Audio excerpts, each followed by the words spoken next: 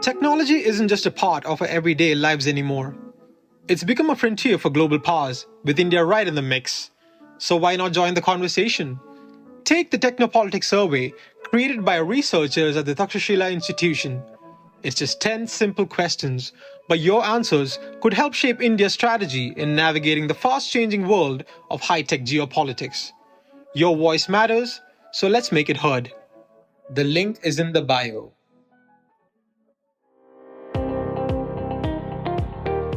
Welcome to All Things Policy, a daily podcast by the Takshashila Institution.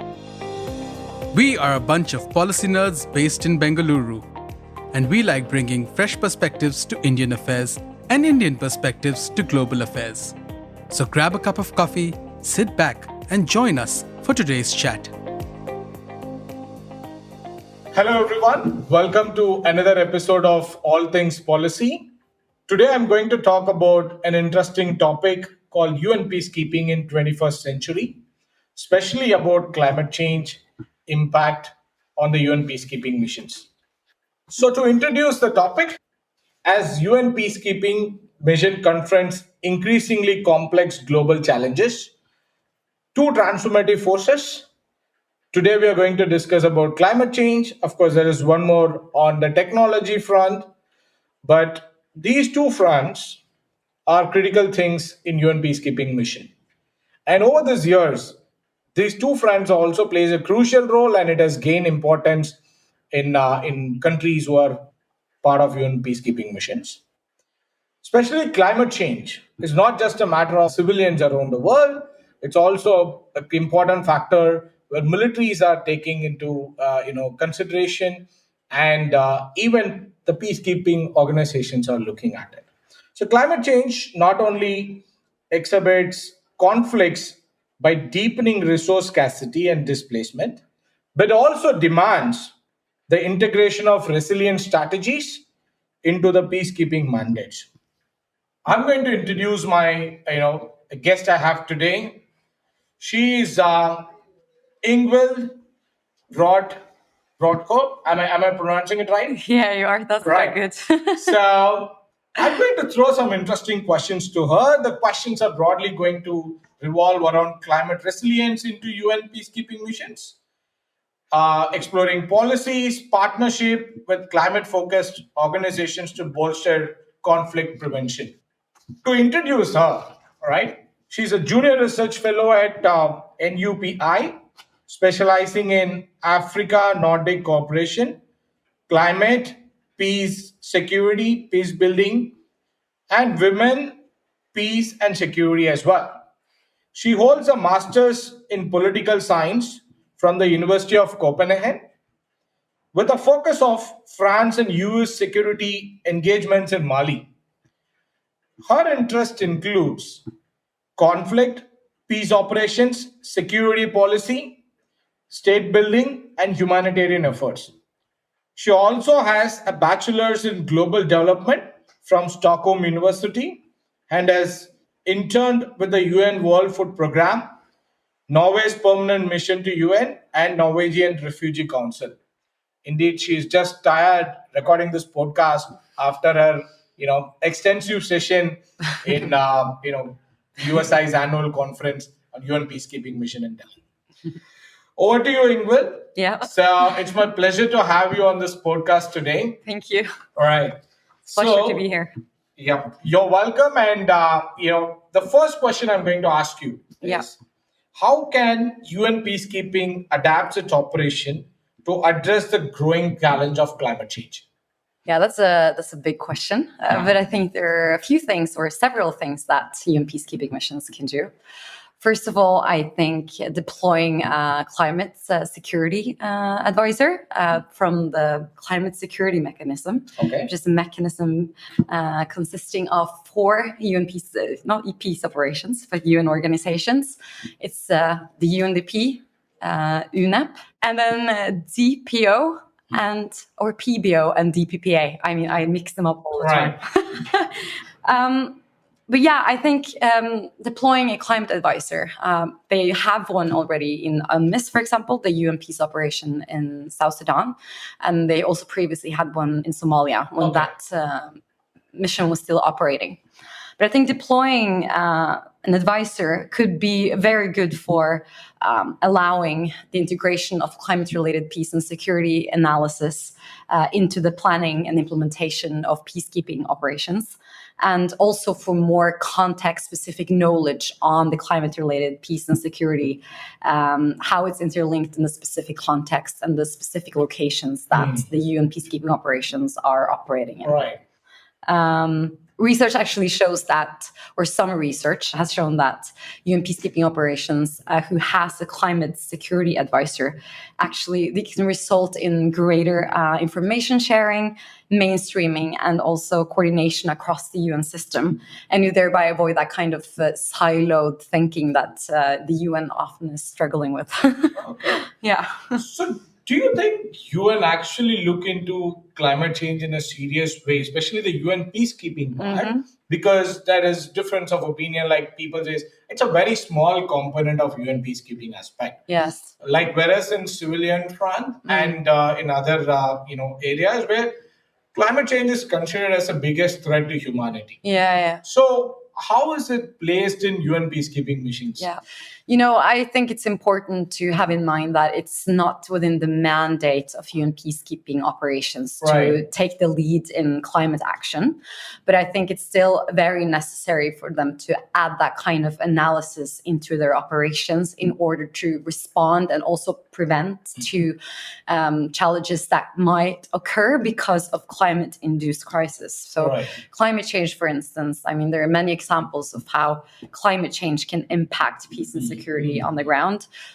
It's not a causal link between climate change and conflict. That's very important to also stress.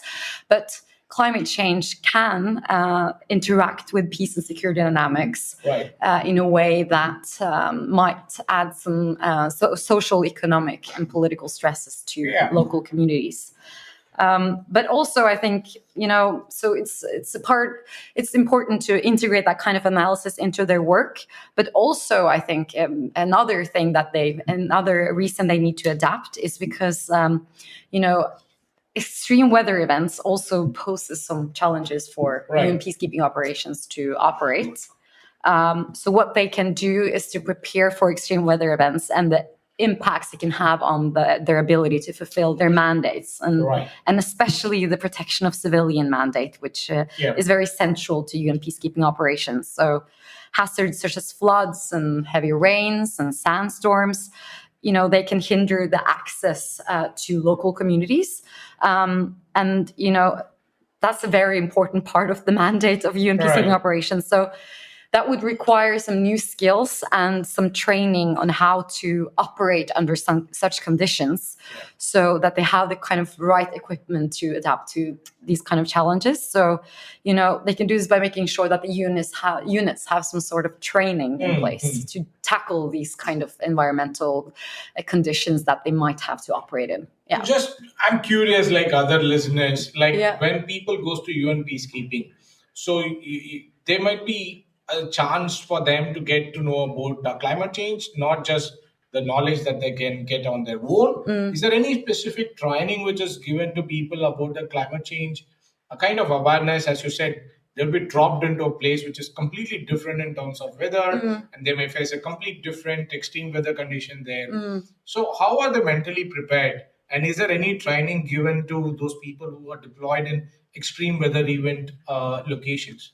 I know there are some training going on. So the climate security mechanism that I talked about earlier, they actually conduct trainings with different UN peacekeeping missions to make them more trained on issues related to climate-related peace and security. I don't know if that also involves how to operate under very hard conditions, but I'm sure it does, because it's not just within the climate field that the UN operations have to operate under pretty tough conditions. Also bombs can destroy bridges. It's not just the climate. So I think they already have some knowledge on how to construct and build up the infrastructure that might have been. Right. But, adapting it to more extreme weather events, that's probably something that needs some more training on. But I know at least that the climate security mechanism there's something which is happening. It's something that is happening, yeah. Right. And you spend a lot of your time researching about Africa, right? Yeah. So can you share some examples on these extreme events where UN peacekeeping forces were deployed and kind of challenges that they face, in addition to other challenges? Like when you dropped into a new place, people feel emotionally disconnected, and there's a lot of challenges one should face when they dropped into a new culture. In addition to that, the climate may also pose a new set of challenges. So have you come across any of this? I mean, when you do research on these areas with people who deployed on UN peacekeeping missions? I think one good example to add here is UNMISS. This is a clear example of a UN peacekeeping operation that has been able to respond to some of the challenges triggered by climate change or climate-related hazards. For example, together with the International Organization for Migration and the World Food Programme, they set up a flood task force in the flooding-affected city of Bentiu that coordinates flood response initiatives. And they have set up a joint contingency plan to deal with the issue of flooding. In addition, UNMISS engineer peacekeepers have also been tasked to maintain the main supply routes, roads and dikes, and also have been maintaining an airport landing strip that was almost destroyed because of the flooding, to allow UNMISS and other humanitarian organizations to actually get access to these kind of communities who have been very affected by the flooding and struggles both with economic and social difficulties as a result of this. So, and in addition, they are also monitoring the flood levels to better predict how it will affect the local community so that they can implement more also preventative measures in this work. Yeah, just a connected question. In some parts of the world, the conflicts goes years and years, right? Probably more than a decade as well.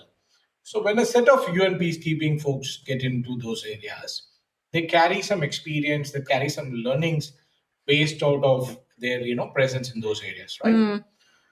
And some of the incidents that you said, the flood, which happened over 5 years continuously, 5 different years, it's been a common thing. But how they attribute this to climate change? Do they feel it is happening just now due to some global event, or it is happening due to certain things which is happening at regional level, or is it just a regular affair over that area? So how one can distinguish between an impact which is due to climate change and an impact which is due to any other causative factor where climate change is a very minimal contribution to it? Yeah, well, I think in the case of South Sudan, for using that example again, you can clearly see that, they've been affected by flooding for many, many years. I think the problem is perhaps the scope and frequency. So, for example, the IPCC report, I think it was from 2022, it says that with climate change, extreme weather events are likely to increase both in scope or expand in scope and increase in frequency. So I think that's just say something, but I don't think it really matters if you want to define it as climate-induced events or not, because the fact is that these are environmental degradation. These are extreme events. Yeah, these are extreme events. But of course, it doesn't always have to be that extreme either. Climate change, well, at least in my belief, it's climate change. So, for instance, the way climate change and peace and security interact is that it aggravates, it doesn't necessarily do so, but it can aggravate already existing vulnerabilities in societies and underlying conflict dynamics. And that's one of the issues because of the way it interacts with social, political, and economic conditions. So, for instance, just to bring in an example of a typical climate-related risk is, for example, let's say that there's a drought in one area, which leads to disruption of livelihoods, or even it completely destroys the livelihoods. Then people in that community might have to migrate to a new area or in search for new resources and livelihoods. And for instance, this is a case in Somalia, it's a case in South Sudan, and also in Mali and many places. You have transhuman herders, for example, that then are, because of the resource scarcity, might be forced to move into a new area. Yeah. And that can lead to resource competition between the farmers that are already in that area with these transhuman herders who are suddenly coming there. I just think that, this is one way it can affect the local community. Another example is, for example, in Iraq, where you see that the local population in some rural areas have been forced to migrate because of livelihood losses, and have then been forced to move to urban cities, and often in very informal settlements where it's quite dangerous and where there's quite limited with social services. Right. Which means that some of these people have responded to this by joining armed groups and criminal networks, because that's the only, in their opinion, the only viable livelihood alternative they have. Then, of course, I think it's also important to bring in one more thing, and that's the human's choice factor in here. Yeah. Because even though climate change, it definitely affects the way, it limits the kind of responses the community can have to different kinds of crisis. But at the same time, it's up to them to decide how they respond to that threat. So most people would choose to say cooperate. Some people choose to compete instead. But it's even, two different households who have been exposed to the same kind of risks and also face the same kind of vulnerabilities might respond differently depending on how they view their options, I guess. Yeah. So let's take it in this way. There are certain challenges, people faces during deployment. It's get aggravated when climate change comes into picture. Yeah. So in one word, is the importance of climate change in peacekeeping ecosystem is increasing or decreasing? I think it's increasing with the likelihood of more extreme weather events, but I also want to make it very clear that shouldn't be the main focus. So, but it's about, integrating that kind of analysis into the assessments and, the operations, so that they are more prepared to deal with these kind of challenges that might occur. Also, for instance, if they integrate that kind of analysis, maybe then they will be better able to anticipate conflicts before they actually erupt. If they know that there will be drought in this area at that point in time, what can we do to make sure that the communities are cooperating with each other? Or how can we deal with this? How can we help humanitarian organizations to provide alternative livelihoods for them to avoid that kind of competition? Do you think, just connected to this, do you think any policy interventions needed to integrate climate resilience into peacekeeping mandates? So the UN Security Council is, of course, the decision-making body of UN peacekeeping operations. They are the ones who need to adapt it in order for changes in the mandate to happen. Now, it has been a very contested issue in the Security Council. There was a thematic resolution on climate and security that was tabled for a vote in the Security Council in 2021, but that was vetoed. And ever since then, it has been quite challenging to discuss this topic in the UN Security Council. But I think at least personally, I think they should be able to talk about the interlinkages and add language to mandates where, actually can see that this is becoming a pressing issue.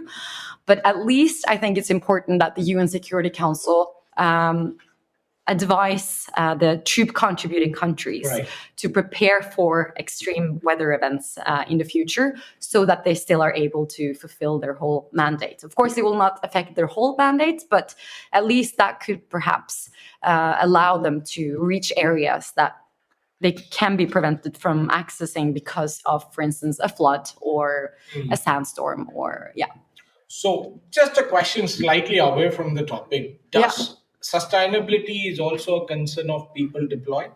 Like when UN peacekeeping forces, do they also think about sustainability when they take initiatives? Yes, they are supposed to. So I think a lot of the previous discussions on this has actually been on the ecological footprint of the peacekeeping operations. So making sure that they are not having a big toll on the environment. Yeah.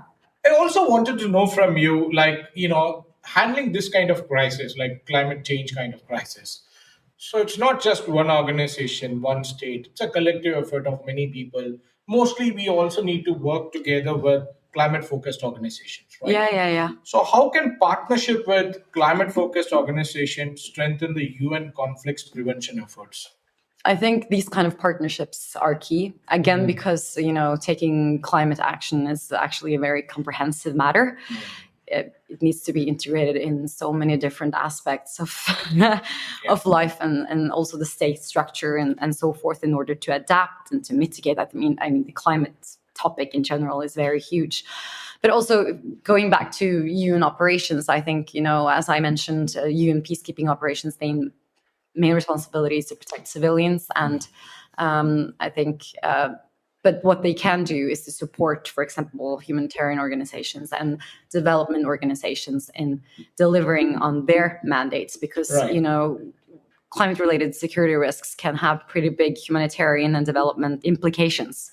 So they need to cooperate in order to make sure that they can support these in delivering on their mandates, such as, for example, providing livelihood support or, displacements is a very typical consequence of climate hazards. So that's also something that needs to be tackled. But I think in general, it's very important that not just the UN, but all actors working on this issue cooperate. There's this nexus, the development, humanitarian and peace nexus, and all actors need to be involved. So I think, cooperation is key in order to adequately respond to the kind of threats that can be posed by climate change. Yeah, you rightly brought out the need for partnership and collaborations, because even within climate change as a scientific problem, like that requires a nexus kind of solution. It's not exactly. Just somebody can look at land, somebody can look at anthropogenic activity. If you look at it in a separate way, it's not a comprehensive solution. No, the best way to look at is in a nexus way, bringing out all the possible contributing factors and then see how we can mitigate it.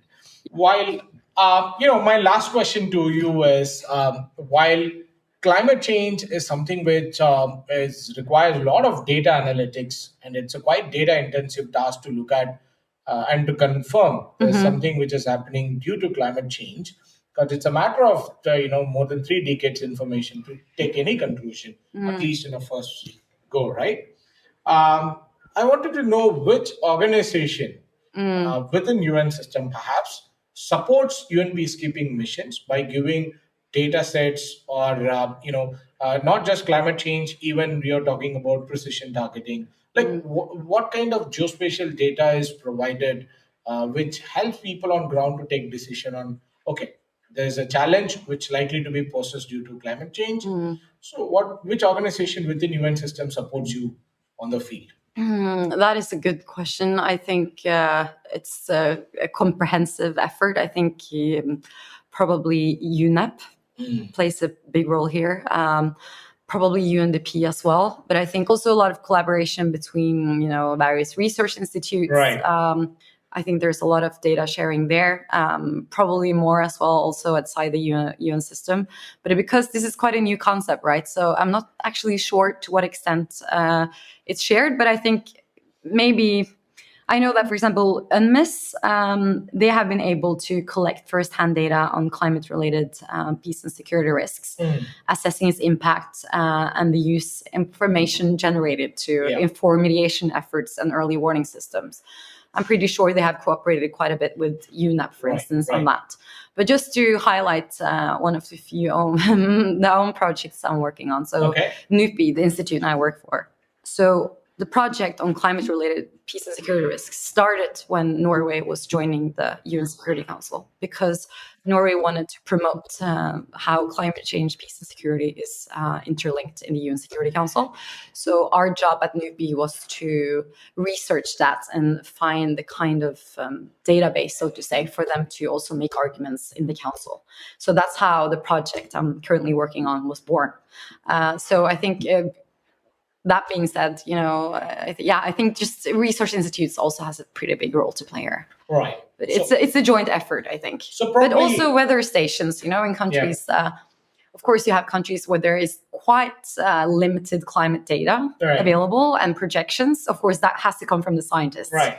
And that can be especially challenging in countries where there are not that many weather stations installed. Of course, it's easier when you have infrastructure monitoring weather events and so on, and projections for the future. So the UN peacekeeping forces generally get that information from people. They don't spend time in understanding because you don't have time, right? I know, for instance, if you go back to the climate security advisor in UNMISS, I haven't really been on the ground and worked with UNMISS, so I don't know how it works in detail. But I know that the climate advisor has played a pretty important role in very important role in integrating all these different data into their analysis in UNMISS. So drawing on and coordinating with other UN operations, also working on the climate. So that's, I think what I'm trying to say is that it's a joint effort between many different actors. But I'm bringing up UNDP and UNEP because they usually work a lot on the climate issues. I'll keep my word. This is the last question because we are also running out of time. What is the future direction in which you're working related to climate change in your own work? That's a very good question. I'm working on several projects. So we will probably continue to make these fact sheets that we are making in my project, supporting Denmark, who is now a new member of the UN Security Council. But I'm also working on other stuff. So it's not just climate, peace and security. So right now also another project I'm working on is actually women, peace and security. So I'm a bit all over the place, I guess, Just UN peacekeeping and peace building in general, and also thematic areas within that field. I think that's very interesting. Great. Let's connect again on another topic another day. Thank you so much for your valuable time and sharing these insights with our listeners. Thank you, Ingvild, and it's my pleasure to have discussion with you today. Thank you. If you liked our show, dive into Takshashila's research on technology, strategy, and economic affairs. Check us out at our Twitter handle @Takshashila INST or our website takshashila.org.in.